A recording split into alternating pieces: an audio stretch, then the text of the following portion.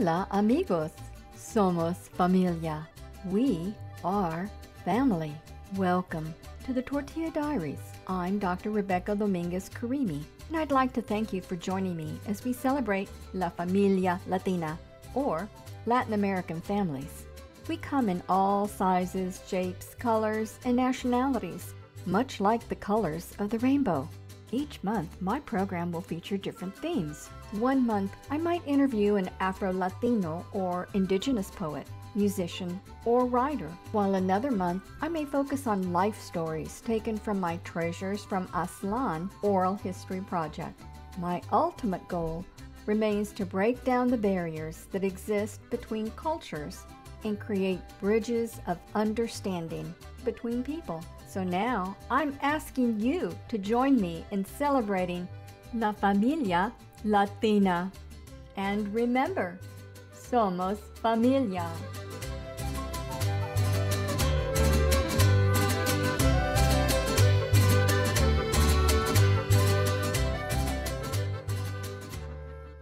Hola amigos, welcome to the Tortilla Diaries. I'm your host, Dr. Rebecca Dominguez-Karimi. This month, our program features a married couple, Arthur and Abby Ratcliff. Both were born in San Antonio in 1928.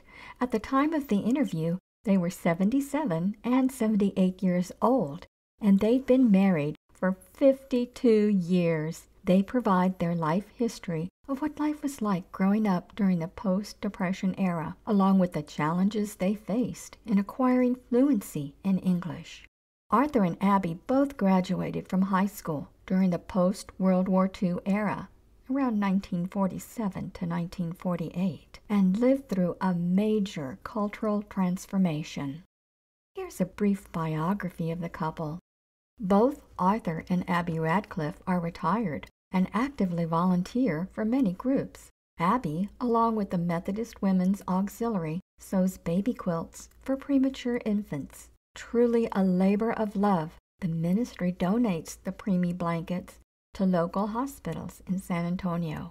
Arthur, on the other hand, works as a reviewer for AARP. This activity with senior citizens led to his role as a community activist, where he championed and worked with the city council to build the Northeast San Antonio Senior Center.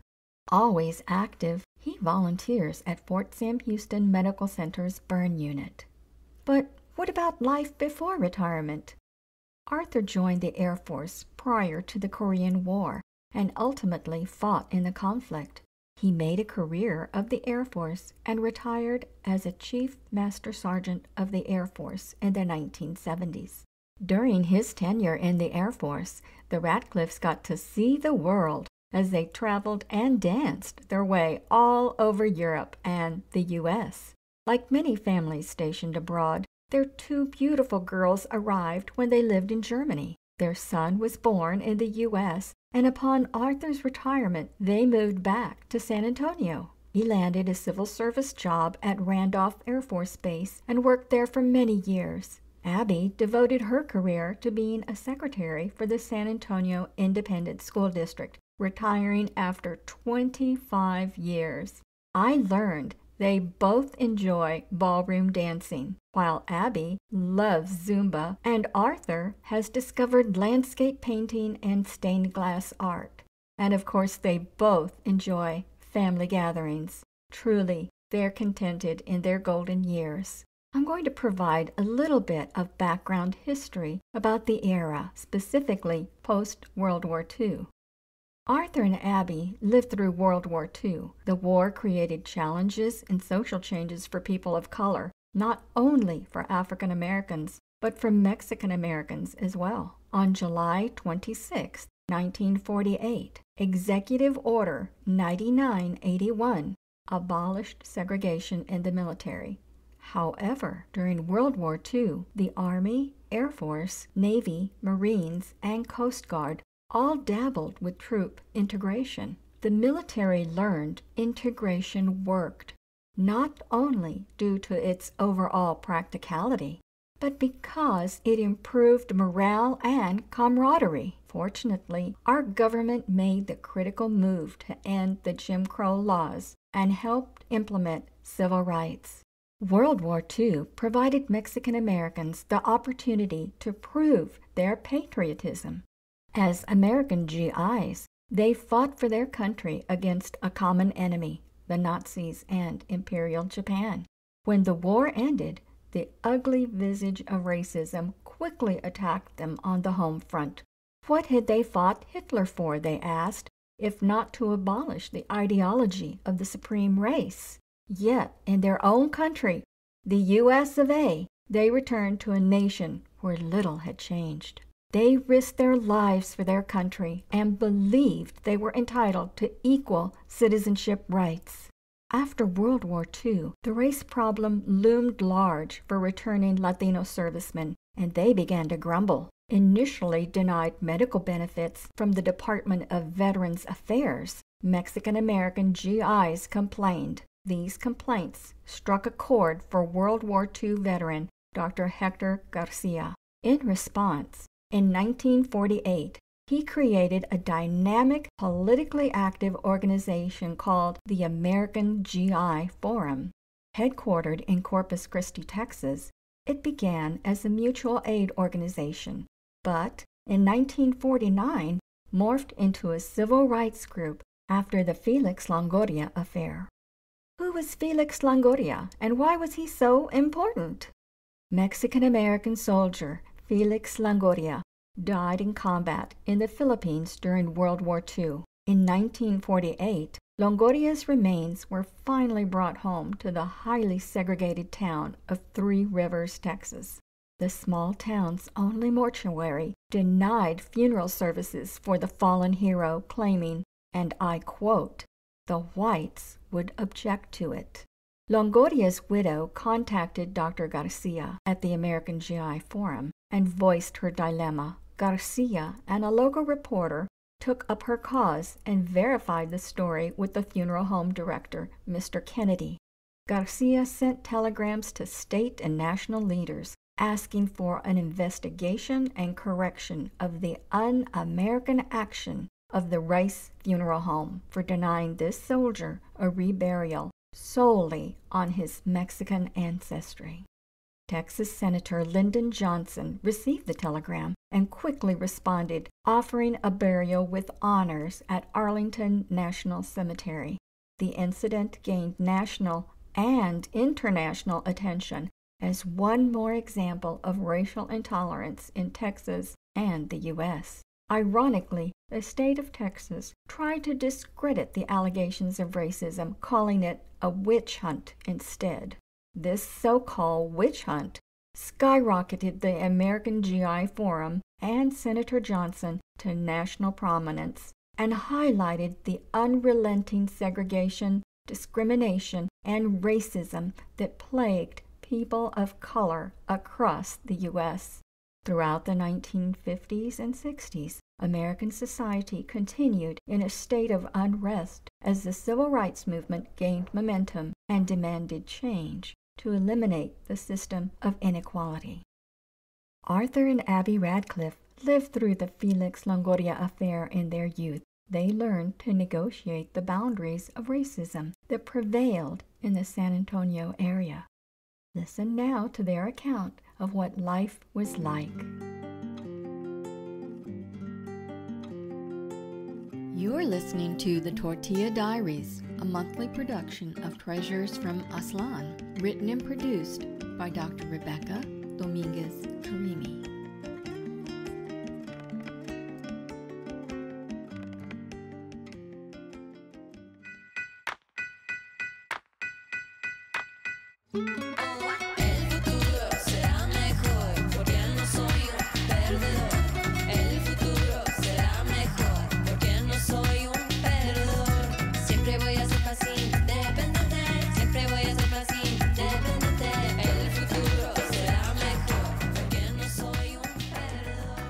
Hola amigos, this is Dr. Rebecca Dominguez-Karimi presenting highlights from the Treasures from Aztlan Oral History collection. This project features the voices of Mexican Americans across the U.S., and you'll hear them tell their tales of what life was like growing up during the pre-civil rights era from 1930 to 1965. Listen now to our narrator, Arthur and Abby Ratcliff.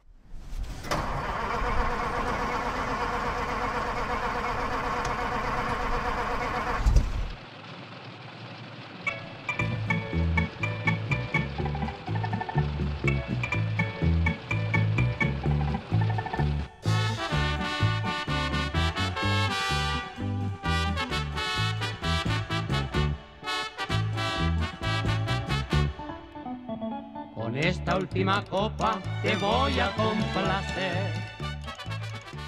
Dejándote el camino. Well, I remember, of course, living with a big family, 7 brothers and sisters, total of 9. And we were always happy. We always had what we expected. We never felt poor, even though we probably were. But there was always food on the table, and we had a happy childhood. I remember going to birthday parties. We never had a birthday party myself. Never. Until I was a grown married lady. My husband gave me a surprise birthday party, and that was my first birthday party. But that was okay. We were invited to other parties. We were always taken to free concerts in the summer months, and we enjoyed that very much at the Sunken Garden that used to be here in San Antonio. The parks always had free concerts, and we were always taken to that. We always had a lot of activities going on, and we remember we were always taken by my parents. And of course, to church. What church? Twice. We went to La Trinidad Methodist Church. We went to Sunday school, 11 o'clock service, and then 7 o'clock service in the evening. And I wondered why I had a headache after coming home from the 11 o'clock service, because all we had for breakfast was Mexican chocolate, which was very rich, and Mexican sweet bread. And every Sunday I had a headache. And looking back, I tell myself, well, no wonder I had a headache, too much sweet. That's how it was. We were in a hurry, so we had no time for any other type of breakfast. Yeah, we had a youth group, MYF, very active in that group. That's the only social really during those days. There were like, I think 80 or so youngsters. At the same time, we all belonged to a choir, and we had a lot of socials, picnics, just all kinds of activities going on. Of course, we met every Sunday without fail. We were there at 7 p.m. every Sunday night and had a little worship service of our own, choir practice on every Thursday, I believe. And we went on little small trips here in San Antonio, Poteet, Seguin, where we went to sing for other churches. And we went Christmas caroling during Christmas. And that's about the extent of So did your life revolved around a lot around church? around church. Yeah, that was really most of our activities. Till I met my husband Art, then he took me somewhere else, like dancing and other parties.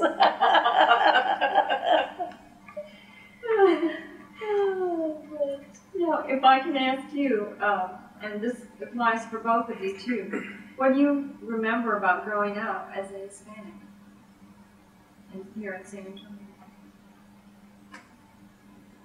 Well, there was a lot of prejudice when we were growing up. We couldn't go to certain restaurants, but we really, as far as I remember, we never tried. I didn't really experience being told, no, you cannot eat here, or you're not allowed here, because we never went. We only heard about it. The only areas that I remember was maybe like going to Landa Park in New Braunfels, where we really could not even go in there. And then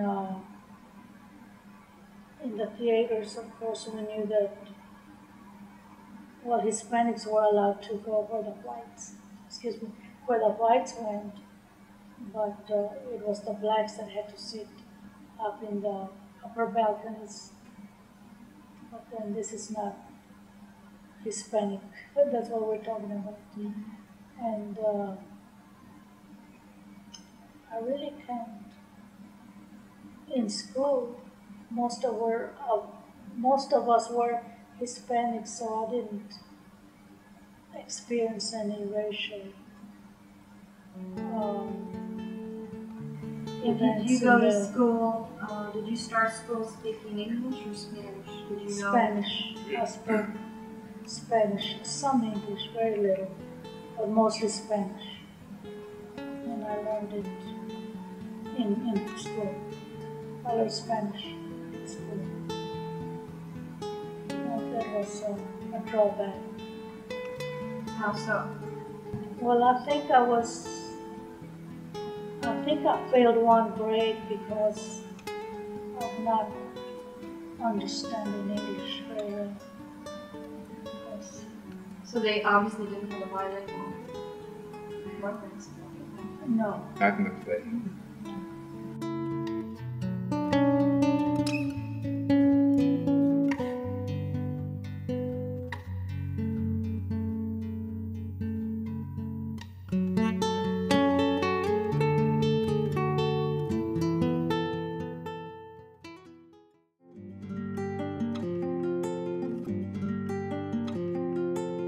You're listening to the Tortilla Diaries, a monthly production of Treasures from Aztlán, written and produced by Dr. Rebecca Dominguez Karimi.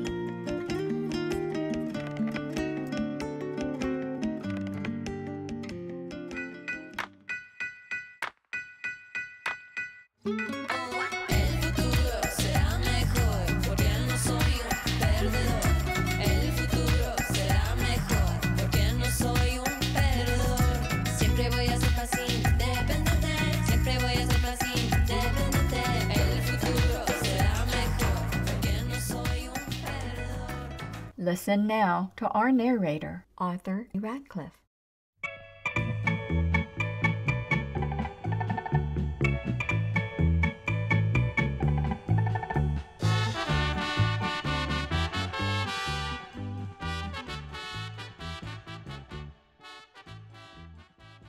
I recall that in my young days, around 5 years of age, living with my father and mother, who were also living with my grandparents, my dad's parents. We lived at that time near Lanier High School, and I was fascinated at that age with some of the girls who were walking by, cheerleaders who had these paper pom-poms hanging from their wrists, different colors. So one of them gave me their pom-pom, and somehow or other I thought that I would find out what it was like to have the pom-pom set on fire. So I found a match and I lit it, and then I was running around the backyard with the pom-pom burning. My parents quickly came into my rescue and took that and threw it away and poured water on it. We moved to our own home. I recall during those days we had a hailstorm, and we lived in this 2-room home. The roof of the house was tin, so naturally when hail came down it made an awful lot of noise, scaring both my mother and I, so we both got under the kitchen table. The hail broke some of the windows. We moved to another place where we had 3 bedrooms for a change. My father was a laborer. He had a cow, so we had the cow in the backyard, and twice a day we'd go out, and he would go out and milk the cow, and he'd ask me to go out with him so I could learn how to milk the cow. That was an experience in itself. As a laborer, of course, my dad didn't have too much money, but we never were in need of food or entertainment. We always found a way. So on weekends, my dad would take us in his Model A Ford, pick up some friends. I would sit in the rumble seat of that car, driving to Cotuí or Pleasanton and those places from San Antonio, going to these Mexican dance halls, dancing polkas, just enjoying life, where I learned how to dance at about 10 years of age or 9 years of age. From then on, I continued with my dance and enjoying life. After a year or so in school, I got angry at one of the band members that was in our group. So I dropped out of school for a year and a half until my parents insisted that I continue going to school. I went back to school, graduated from high school, entered the service, and retired from the Air Force. Growing up, again, going back to very early childhood, was primarily Spanish speaking in the home with my parents and my grandparents and aunts and uncles until I enrolled at first grade at Breckenridge Elementary, and of course there I did have to learn English. It was a very difficult struggle in learning English. I adjusted fairly well, and from then on through all my school years, it was a pleasant experience in being bilingual. English in school, Spanish at home. Those were the norms, as is in some communities even today. I had a very heavy Spanish accent when I spoke English until I joined the Air Force, and at one of the basic training experiences I had, within 6 weeks of joining the Air Force, we were mixed together with some young recruits from New Jersey, Pennsylvania, New York, Ohio, places like that. And one of them asked me a question in English, and as I was so used to responding in the sentence, half English, half Spanish, half English and Spanish, with all my friends, so we communicated in a bilingual fashion, I didn't think anything of it, so I responded accordingly with English and Spanish, English and Spanish. And the young man just scratched his head and said, "Would you run that by me one more time?" Then I realized that I needed to speak either all English or all Spanish. Since that time, I listened very carefully to radio and attempted to improve my ability to speak English. So consequently, that's where I felt I needed to improve. And from then on, of course, everything was a lot easier. I never forgot that when I was spoken to in one language, respond in that same language rather than mixing it both English and Spanish. Discrimination. As with Abby, we knew of restaurants, we knew of locations and places where the Mexican American population was not welcome, such as Seguin, Texas, the public parks there. New Braunfels, Landa Park was another example. Mexicans were not allowed in those environments, nor were they allowed in Alamo Heights in San Antonio and Olmos Park. Those were strictly Anglo communities, and Mexicans were not welcome. So we just stayed away from those locations. So experiencing discrimination directly, no. We just avoided the places that would bring this about. Since that time, of course, both of us have experienced some discrimination even today. As I explained earlier to you about this one experience in Bernie, where we went to this restaurant and we were ignored. They were pleasant, smiled, but other people got served after we sat down to eat, and they finished their meals and left. So ultimately, we decided, well, I guess we're not welcome. We got up and left and went to another restaurant where we didn't have a problem at all. So this condition exists today in some communities. Obviously, these things cannot be erased from the community that is brought up to feel that other races are inferior to them, and therefore they continue to assume that this still exists today. slowly it is changing, but it is a very slow process. And most of the community today does not experience those things. I don't believe that my children have ever experienced that. So it is something that we merely have to relay to our children and grandchildren, that these things did exist and to be aware.